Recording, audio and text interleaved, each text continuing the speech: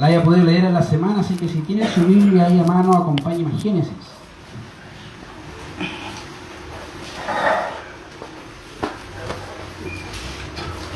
Para alguien que expone la Biblia siempre es un desafío cuando hay niños presentes. ¿Por qué el desafío? Porque hay que hacerlo tan claro para que ellos puedan entender, pero también tan profundo para que los adultos puedan disfrutar. Entonces es algo interesante para mí este desafío. Pero quiero obviamente llevarles a entender a los niños una de las lecciones más conocidas por todos en realidad, pero no sé si ellos entienden y si los maestros han comunicado en realidad cómo debe funcionar o qué dice el texto. Ahora, una sociedad siempre se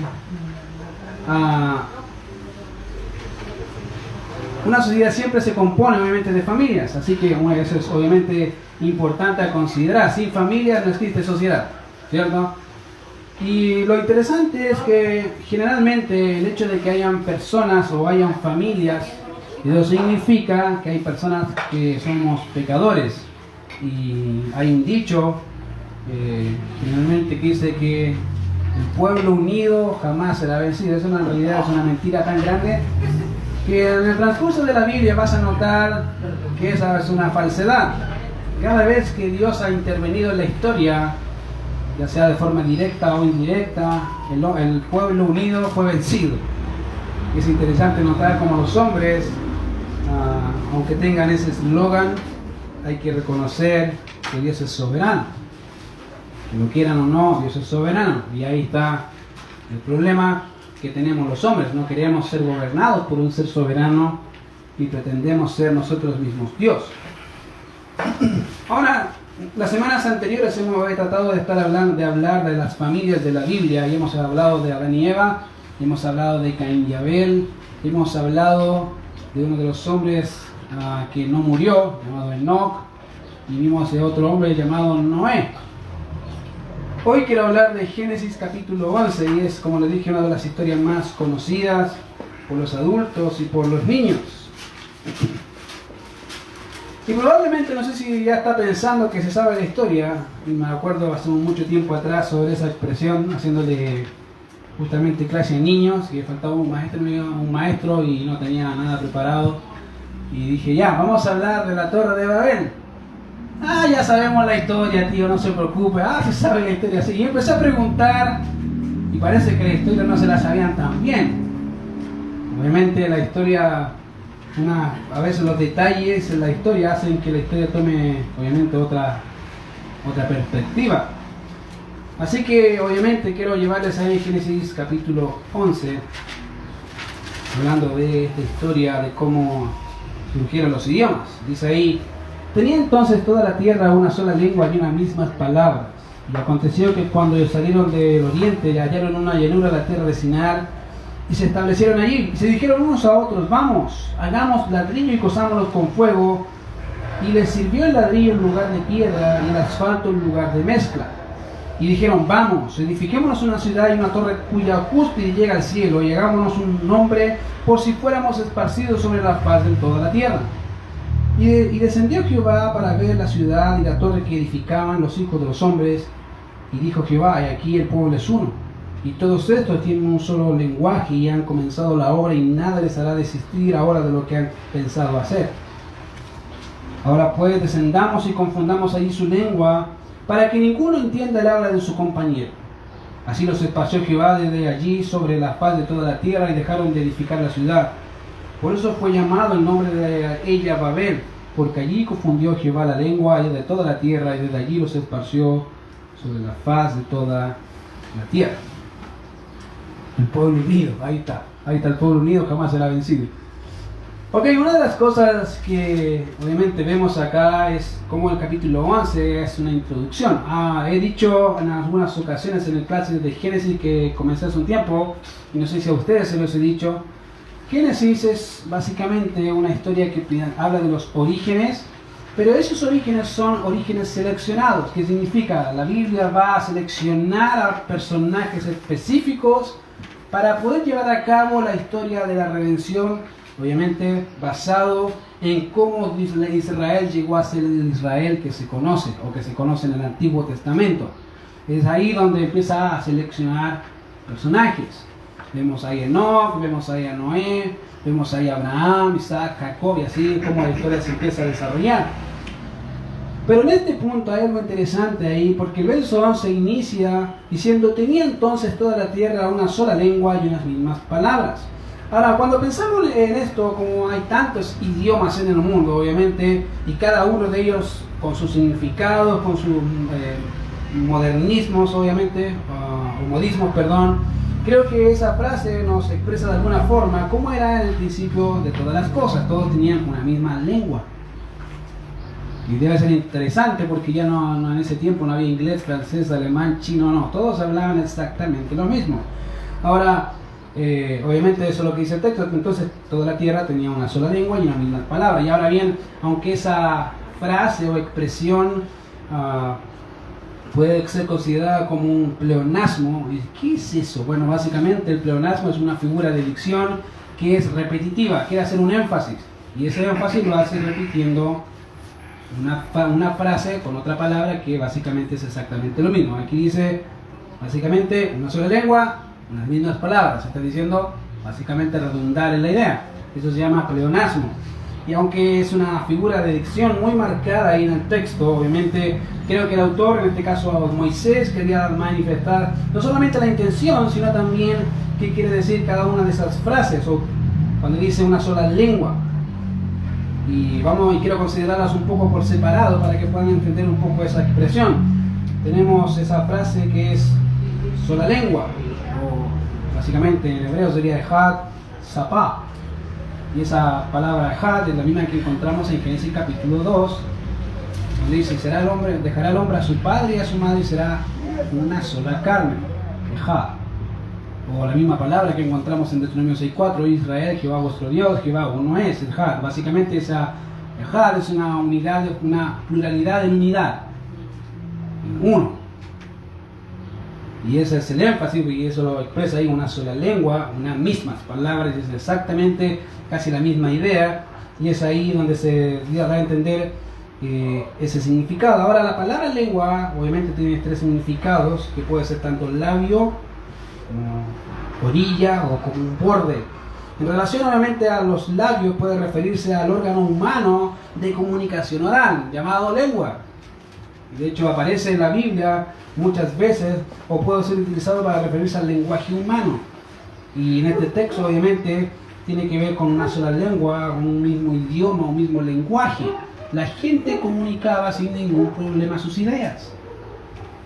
Es interesante notar que no tenía esa dificultad que hoy presentamos en vista del lenguaje. Y por otro lado tenemos la otra expresión, que es unas mismas palabras, lo cual apunta a lo dicho o a lo enunciado básicamente de la palabra. Eso significa que puede referirse al contenido de un asunto en particular, no solamente el hablar, sino el contenido. ¿Qué es lo que se está expresando con ese hablar? Y cuando habla básicamente la expresión en las mismas palabras, es eso. Ellos entendían, no solamente hablaban lo mismo, sino que entendían las ideas de cada uno. Había una unidad en ese sentido en idioma, una unidad en pensamiento, en idea, y no había ningún problema hasta ese entonces, obviamente con las ideas que se planteaban. Tenía una unidad, como dijo, operante en ese sentido, y en donde el idioma y la comunicación de ideas no era un problema como lo es en la actualidad. Ahora, quiero que veamos junto algo en el texto que posiblemente no había observado. ¿Cuántos hasta aquí han leído Génesis capítulo 11? ¿O han estudiado o han enseñado la Torre de Babel? Yo creo que la gran mayoría de los que llevan por lo menos un año han escuchado todas estas veces la misma historia. Lo más probable es que hay detalles que no se fijaron. La contaron, pero los detalles no los vieron. Y quiero ayudarles con algunos detalles para que puedan entender un poco el contexto y el texto en sí. Ahora, si vemos Génesis capítulo 10, si tienen su Biblia ahí, Génesis capítulo 10, es uno de los pasajes que los creyentes generalmente saltan, y lo más seguro es que usted, si no le gusta la genealogía, lo saltó. Ahí está. Y usted dice: ¿qué de particular tiene esta genealogía? Bueno, hay algo interesante en esa genealogía que te va a aclarar algo del capítulo 11. Cuando leemos la descendencia de cada uno de los hijos de Noé, veremos básicamente el siguiente orden. Vemos primero a Jafet y sus hijos, desde el versículo 2 al versículo 5. Después vemos en el mismo capítulo 10 a la descendencia de Cam y sus hijos, que es del capítulo 6, del verso 6 al verso 20. Y al final a Sem, que es del versículo 21 al versículo 31. Ahí están los 3 hijos de Noé y sus descendencias. Y aunque el orden es algo que debemos notar particular en este texto, no me voy a referir al orden, sino a una expresión que en cada una de las secciones aparece. ¿Cuál es? Miren, cuando vemos la descendencia de Jafet, al final en el versículo 5, mira lo que dice. De esto se poblaron las costas, cada cual según su lengua, conforme a sus familias en sus naciones. Entonces, ¿cuál es el problema? No hay ningún problema ahí. Dice, no ve nada. Vamos a compararlo entonces con la siguiente. Fíjense que la palabra que dice ahí en el verso que leímos recién, dice lengua, singular. No hay ningún problema. Se concorda obviamente con el capítulo 11. Todos tenían unas mismas palabras.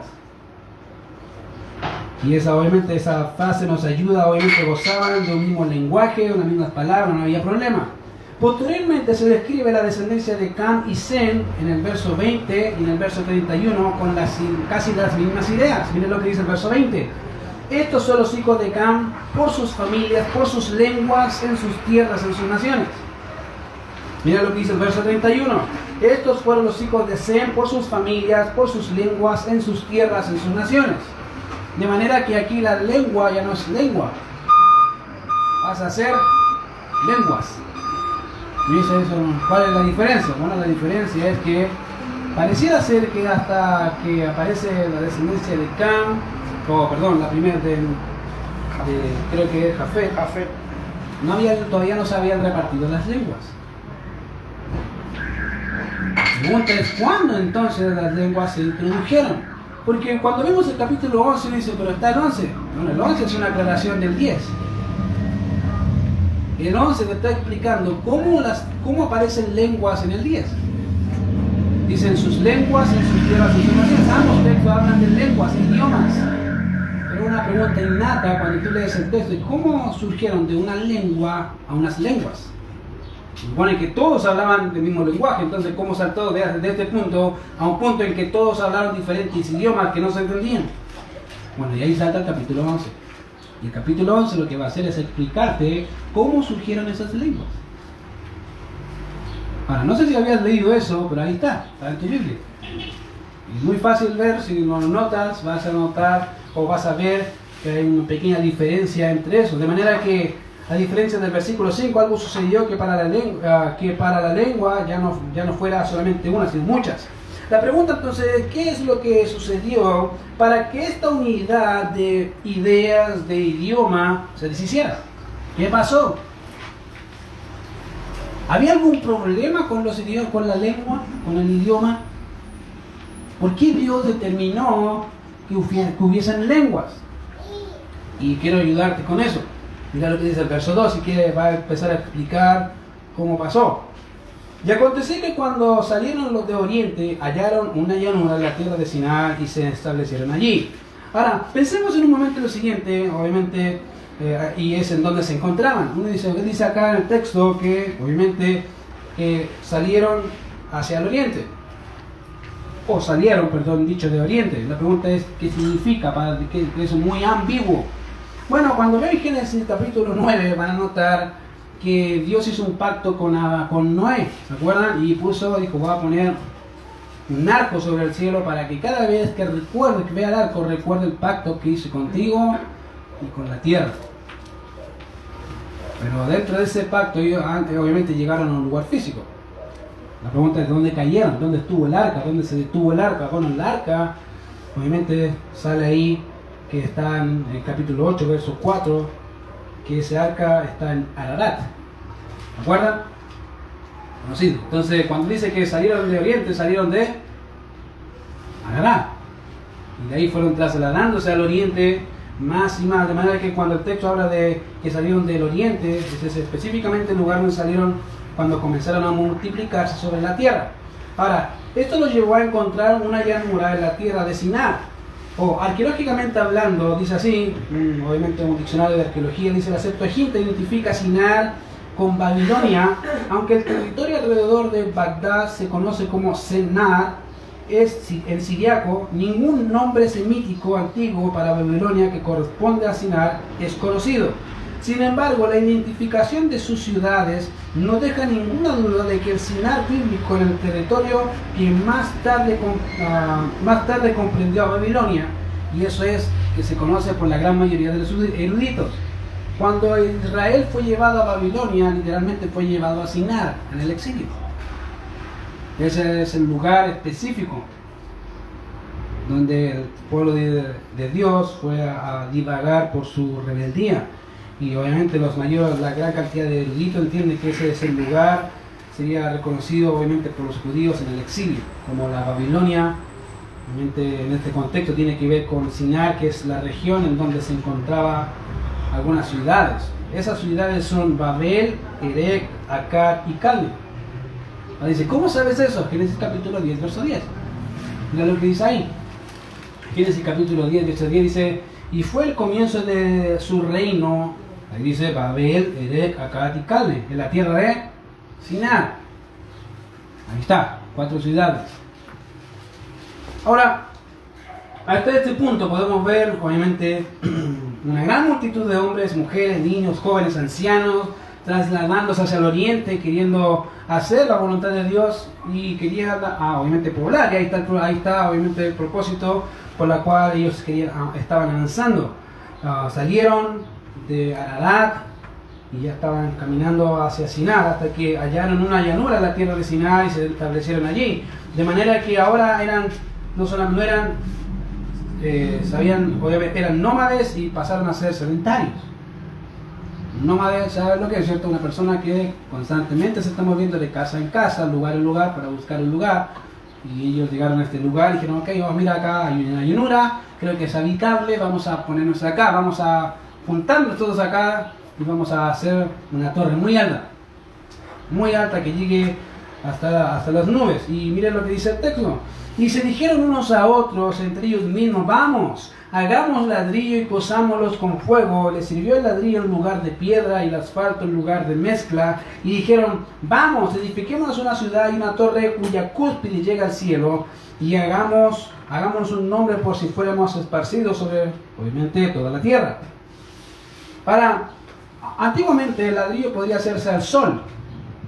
Ellos podían haber hecho un ladrillo al sol, obviamente eso significaba que el ladrillo no era tan resistente, y el hecho de que hayan hecho el ladrillo con fuego hace que sea más duro, más resistente para la labor que ellos necesitaban, hacer una torre, que la cúspide llegara hasta el cielo. Eso significaba obviamente una gran torre. Ahora, la pregunta entonces es, ¿cuál fue el pecado en todo eso? Buena pregunta. Y es una buena pregunta para los niños, por eso es interesante, porque generalmente he escuchado lecciones hacia los niños y los maestros dicen, mira, Dios dijo que la torre no tenían que construirla, es el pecado. Bueno, ahí no dice eso. Está mal la torre, se rebelaron en contra de Dios. Entonces, obviamente hay cosas interesantes de esas declaraciones, porque si la torre es el problema, entonces ¿qué de la Torre Eiffel? ¿O qué de la Torre de Pisa? ¿O qué del Costanera Center? Son pecados. Dios no quiere que hagamos torres. El problema es que a veces los niños quedan con esa idea. A Dios no les gustan las torres. Y cuando a veces el maestro no sabe comunicar lo que realmente el texto dice, el niño puede quedar con esa sensación. Dios no le gustan las torres. El punto es que Dios no es la torre aquí. Por eso la pregunta es obvia ahí, ¿cuál fue entonces el pecado del pueblo? Si no fue la torre, ¿cuál fue el pecado? Y queridos, déjenme decir que el pecado en sí mismo no fue la torre, sino por qué la hicieron.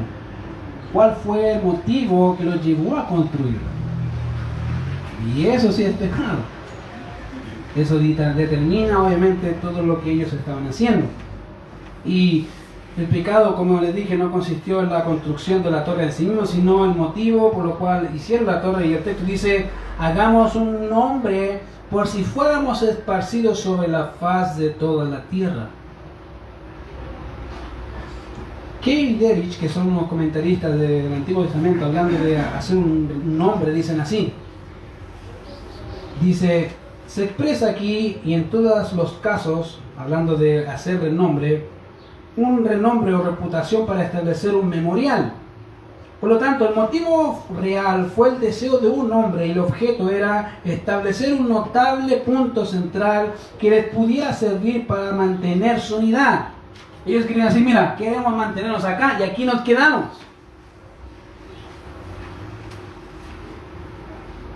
Para que toda la gente conozca nuestra unidad.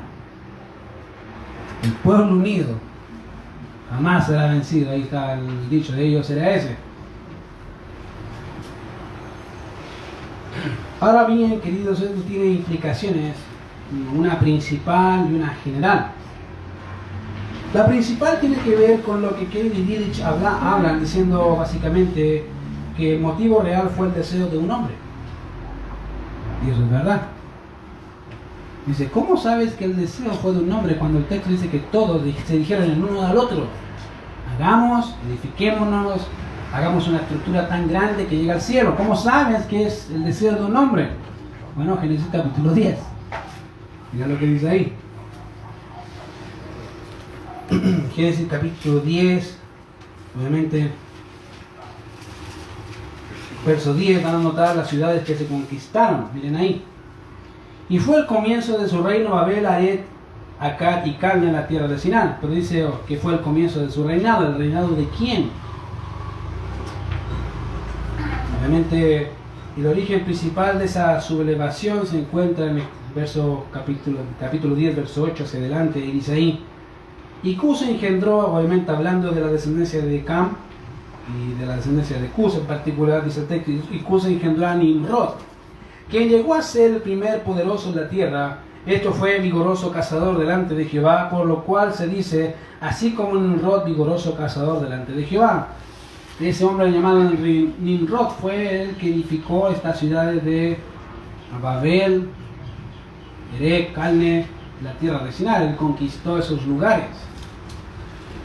Ahora, obviamente Nimrod fue el primer monarca en establecer un imperio a tan temprana edad en relación al tiempo desde el inicio de la creación. Fue el primero. Y no vas a ver a otro anteriormente a él, Nimrod.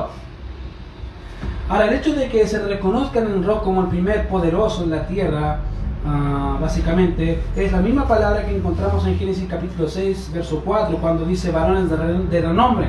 Ese Nimrod, en otras palabras, llegó a ser conocido por su valor y por sus hechos, a tan grande que la gente lo reconocía. Era valeroso el hombre, vigoroso. Por eso el dicho dice, vigoroso cazador delante de Jehová. La gente lo llegó a reconocer como un hombre así. Y lo más posible que haya sido como un título, un sobrenombre a su impetuosidad, ahí muy marcado de su persona. Ahora, esto podemos verlo en relación a su nombre. Fíjense que básicamente manifiesta el carácter. Generalmente en la Biblia, cuando se habla del nombre, refleja el carácter de la persona o a la persona misma. Por esto dice uno de los mandamientos, debe ser, no tomarás el nombre de Dios en vano. Porque hablar del nombre significa hablar de la persona, era un distintivo de la persona. No en todos los casos era así, pero en la gran mayoría sí. Y este es un caso en que así se da. ¿Por qué? Bueno, el nombre que Nimrod es básicamente interesante. Significa nos sublevaremos. Nombrecito, el nombrecito que le pusieron.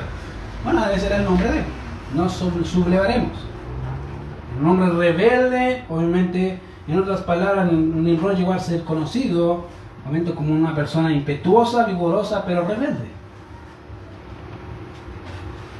Que constantemente estaba en rebeldía. El Nimrod.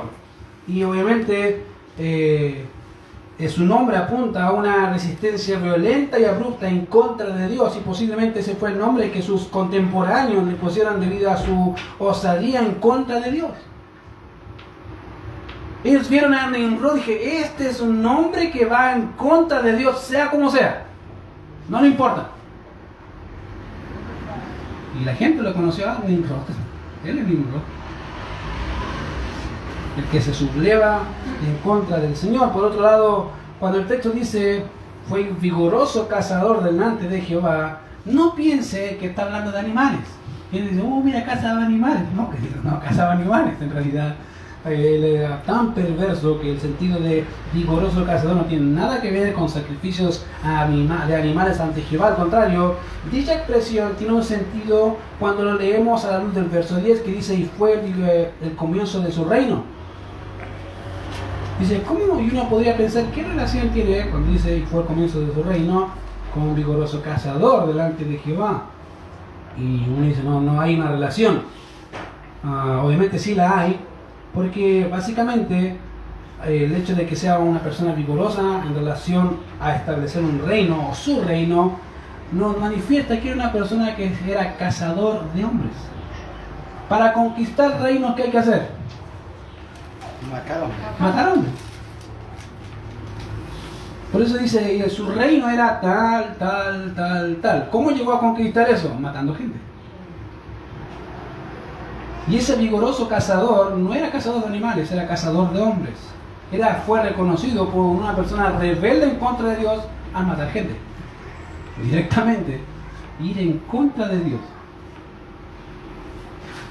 El primer homicidio lo vemos en Génesis capítulo 4, ¿se acuerdan? Con Caín y Abel, y aquí vemos el segundo. Pero abusó. No le importó. Su reino era lo que no le importaba. Su gobierno, su ímpetu no le importaba a Dios, no le interesaba a Dios. Él quería hacer su propia voluntad y Dios no le importaba.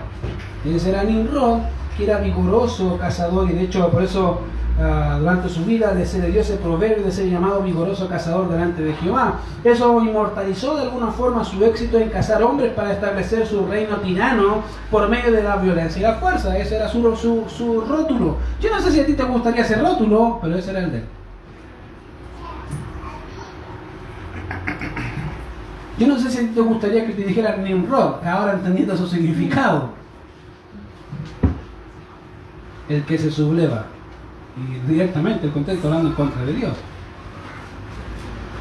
Pero a veces pareciera ser que en la vida del creyente hay pequeños Nimrod, ¿cierto? Nos sublevamos sabiendo que no debemos hacerlo. Y eso es algo que es muy característico de este personaje. Él sabía lo que Dios quería y aún así no le importa. No le importa, no me interesa.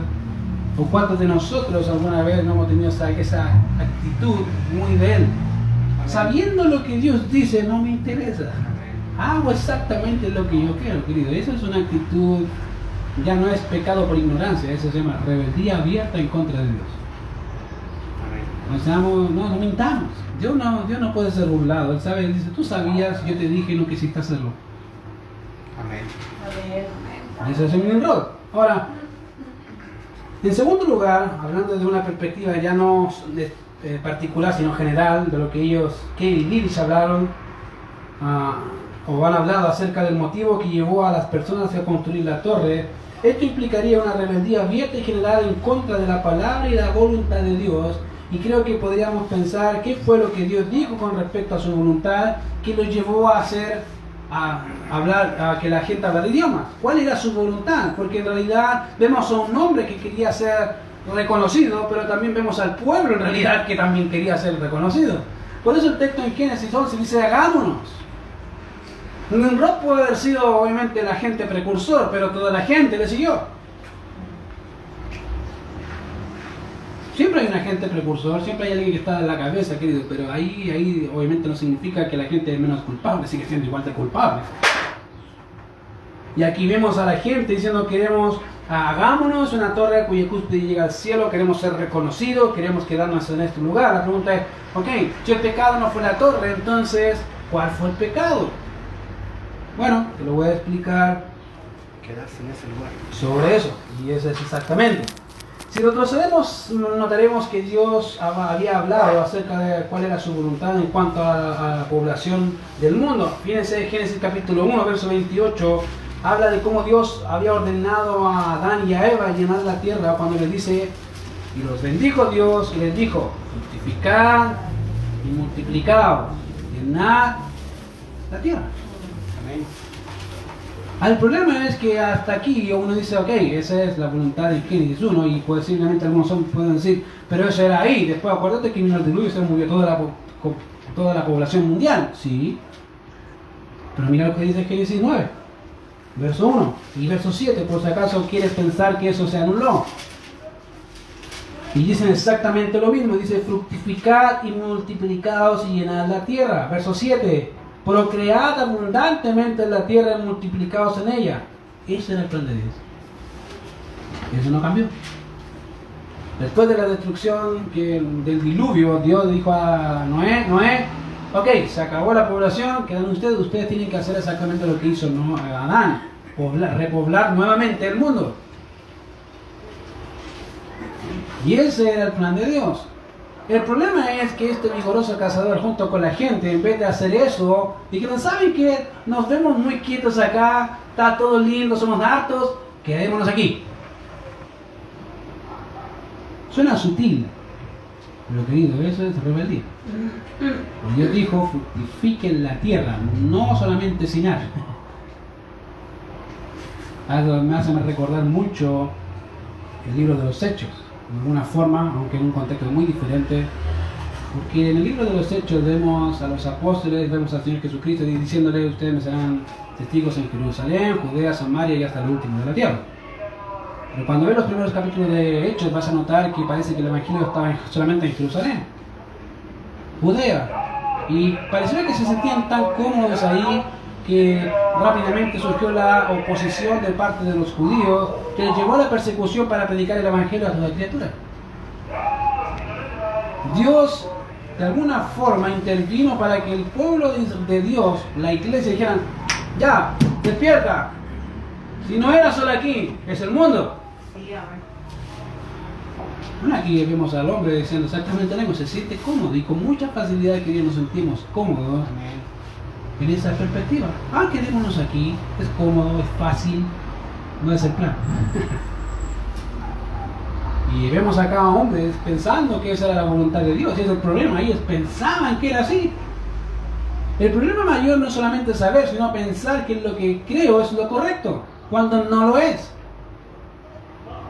Eso es orgullo y soberbia. Querido, ¿Dios soberanamente interviene en la historia de los hombres? Sí. Amén. Cada vez que es necesario. Te guste o no te guste. Va a intervenir en tu vida, te gusta a ti o no te gusta a ti, lo va a hacer. Él es Dios. Amén. Te guste a ti o no te gusta a ti, Él va a hacer de sus hijos lo que tenga que hacer. Y es algo interesante que a veces no nos gusta asumir, pero es Dios. Y es algo, una realidad que vemos en muchos textos de la Biblia. Ahora, ciertamente eso no implica la separación, obviamente, o el distanciamiento geográfico. Era parte de la voluntad que haya distanciamiento geográfico, sí, pero eso no significa separación. O tú que tienes padres, te separas de tus padres, nunca más le hablas. No, ahora somos nuestra familia, nuestra casa, ustedes ya no son de aquí. No creo que hagan eso, ¿cierto? De hecho, estaríamos violando uno de los mandamientos del Señor. Al contrario, Dios quería que se porque la tierra sea llena de personas que puedan hablar un mismo idioma, que puedan tener esa comunicación fluida. No hay ningún problema con eso. El orgullo aquí, querido, muestra no solo su condición caída del hombre en relación a la unidad de adoración que debían tener hacia su Dios, sino que también la perversión en relación al amor fraternal que esto debía promover y que el pecado desvirtuó. En realidad fue su orgullo de pecado, de querer ser reconocido, lo que mató todo.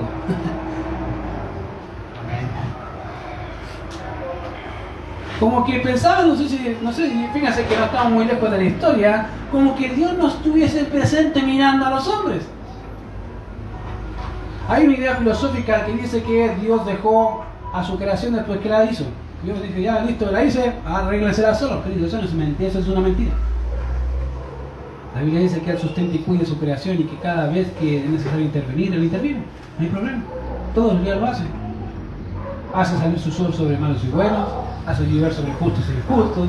Y eso es una intervención directa de Dios. Si Dios no lo hace, ¿quién lo hace? Amén. Querido, eso es una mentira.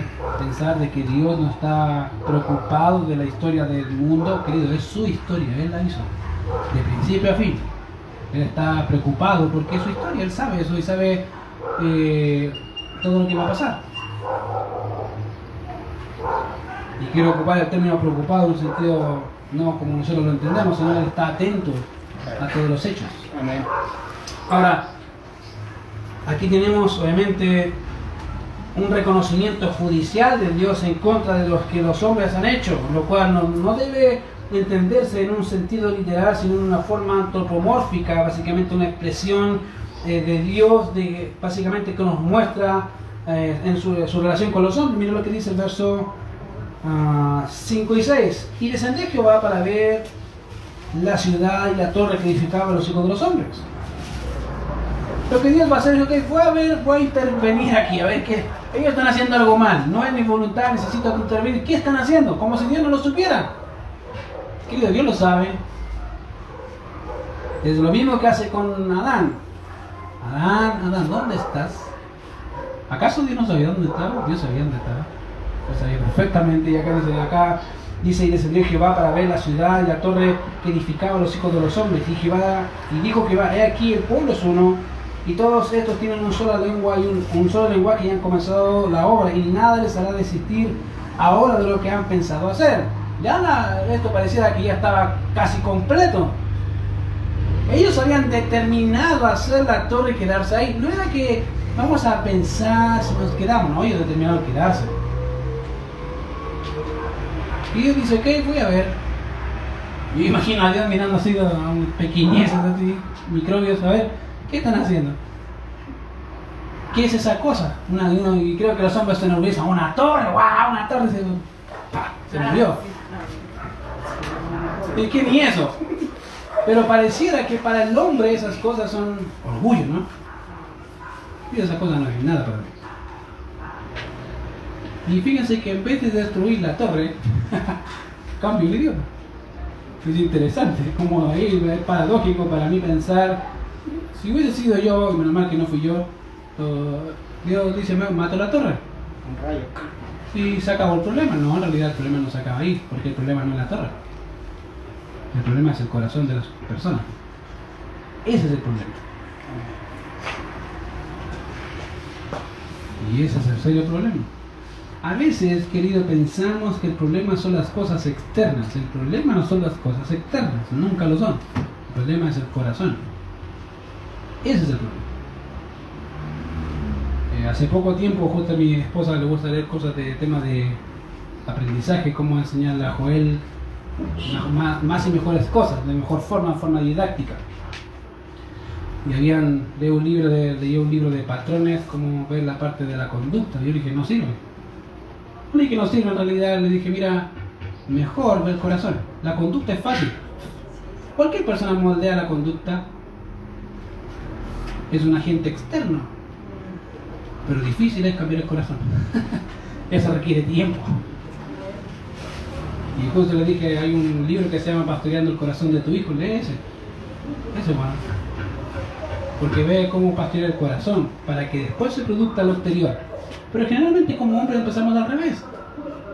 Empezamos por lo de afuera y después por lo de adentro, querido, eso es un pedazo de error. Empieza por lo de adentro para que lo de afuera sea cambiado. Empezar así, como empezamos generalmente, de afuera hacia adentro, nos hace más fariseos. Por apariencias hermosos, pero por dentro somos cadáveres vivientes. Hay muchos ejemplos, así vemos en el mismo caso de la construcción de Israel después del exilio. ¿Qué se construyó primero? ¿El templo o los muros? Si me dice los muros, lo voy a mandar a leer la Biblia, porque no fueron los muros, fue el templo.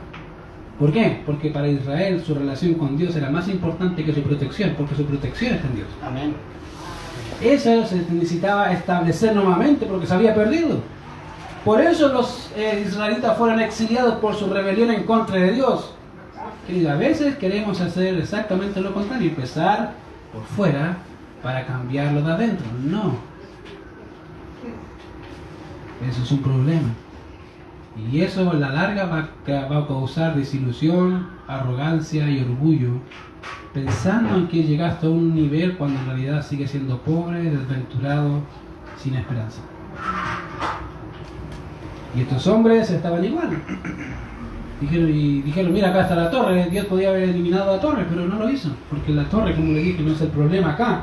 El problema era los corazones de las personas ahí por su orgullo, su arrogancia, de pensar que podían hacer su plan sin considerar el plan de Dios. Ahora, obviamente, acá tenemos el reconocimiento judicial de parte de Dios, la manera que Él mismo tuvo que mirar y ver la obra de los hombres y obviamente ver la intención de sus corazones. No van a desistir, sus voluntades no van a cambiar. La única forma de hacerlo, vamos a hacer, o la forma que voy a utilizar para hacerlo, va a ser cambiar su idioma. ¿Por qué? Bueno, porque el idioma no solamente nos ayuda a hablar, nos permite entender ideas, conceptos. Es todo un mundo. Cuando tú entiendes un idioma, entiendes el mundo de otra persona, querida. Es como el lenguaje de señas, lo que les gusta el lenguaje de señas. Y ellos saben que el mundo de lengua de señas es un mundo muy diferente, aunque son chilenos. Pero es un mundo totalmente diferente. Tienen sus propios modismos, tienen sus propias formas de comunicar, pero no son lo mismo. Aunque tú digas, pero son chilenos, sí, pero tienen cultura distinta dentro del mismo Chile. Bueno, cuando tú entiendes un idioma, vas a entender así una cultura. Porque te es fácil entender ya ciertos conceptos, ciertas ideas, y vas adoptando otro tipo de cultura y de pensamiento. Muchos acá, de personas de Estados Unidos y de otros países de habla inglesa, cuando llegan a Chile, generalmente pasan por otro país. Generalmente es en México, pero cuando llegan acá dicen, aquí no entiendo nada. me vas a reír, ¿por qué? Porque aquí hablan chileno, no hablan español. Sí, hablamos chileno. Y a veces he visto modismos chilenos que ellos dicen, me hace reír porque lo dicen, tratan de decirlo tan como nosotros, pero no les sale. Bueno, ¿por qué? Porque quieren entender la mentalidad chilena. Son totalmente diferentes, podemos hablar el mismo idioma, pero la cultura y en sí los modismos son diferentes. Bueno, Dios cambió los idiomas, y aquí obviamente vemos, si bien el reconocimiento judicial, vemos la sentencia de parte de Dios ante el pecado de los hombres. Verso 7 dice, ahora pues descendamos y confundamos allí su lengua para que ninguno entienda el habla de su compañero. Así los esparció Jehová desde allí sobre la faz de la tierra, o de toda la tierra, y dejaron de edificar la ciudad. Simple, ¿no? Ok, vamos a dejar de construir, van a dejar de construir eso y van a seguir con mi plan. Mi plan es llenar la tierra. Bueno, confundamos las lenguas y solucionamos problemas. Y dice, pero eso solamente lo puede hacer Dios, ¿sí? Querido, Dios a veces interviene de forma abrupta en la creación. Y aquí vemos una forma abrupta para llevar a cabo su plan. Y eso incluye el sufrimiento, querido. A veces Dios ocupa medios de ese tipo acá que no requieren sufrimiento, solamente dispersión. Pero a veces, como le cité en el caso de la iglesia, a veces el sufrimiento es parte porque no están haciendo la labor. ¿Cuál era el sufrimiento? Persecución. Es parte. Y eso forja el carácter. Cuando hablamos del carácter del creyente en Hechos, querido, eso forja el carácter. El sufrimiento es parte de la vida del creyente que debe forjar tu carácter. No hacer más como tú, hacer más como Cristo. Por eso a veces algunos dicen, no me gusta sufrir. Queridos, levanten la mano a quien le gusta sufrir. Yo creo que nadie sería capaz de levantar la mano, y si lo hace tendríamos una conversación seria porque pensaría que es masoquista. Pero seamos honestos, a nadie le gusta sufrir, pero el sufrimiento es parte del proceso de hacer más como la imagen de Cristo, ¿sí? Sí, Querido, aquí vemos una sentencia, vemos obviamente también de parte de Dios, dice, por eso fue llamado el nombre de Babel,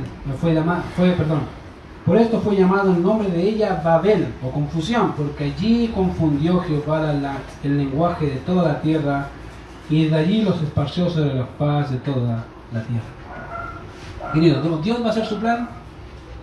Sí. Aunque todo el mundo se vaya en contra de Dios, ¿sí? Y eso nos da una esperanza. Un día toda lengua confesará que Jesucristo es el Señor. Amén. Amén. Aunque todo el mundo quiera negarlo, un día van a reconocer. Amén. ¿Cierto? Qué mejor esperanza que eso. Vamos a orar. Señor, te alabamos por este tiempo, gracias por tu palabra, gracias porque nos bendices, Señor, y porque nos ayudas a entender que aunque el mundo entero vaya en contra tuya, tú siempre eres victorioso. Amén. Y Señor, y juzgas el pecado y la maldad con rectitud. Y muchas de nuestras vidas han actuado como Nimrod, queriendo buscar gloria personal, queriendo hacer y conquistar nuestro propio reino y expandirlo, Señor, de alguna forma. Perdónanos, Señor, ayúdanos a ser más como tú. Queremos, Señor, reconocerte que tú eres soberano, tú eres Dios todopoderoso, Señor, y queremos servir a ese Dios todopoderoso, no como quien exige, sino como quien sirve. Señor, gracias porque tenemos tu voluntad en nuestras manos, Señor, permítenos disfrutarla y deleitarnos en ella, Señor, cada día, Amén. para ser más como tu Hijo Jesucristo. En Cristo Jesús oramos. Amén.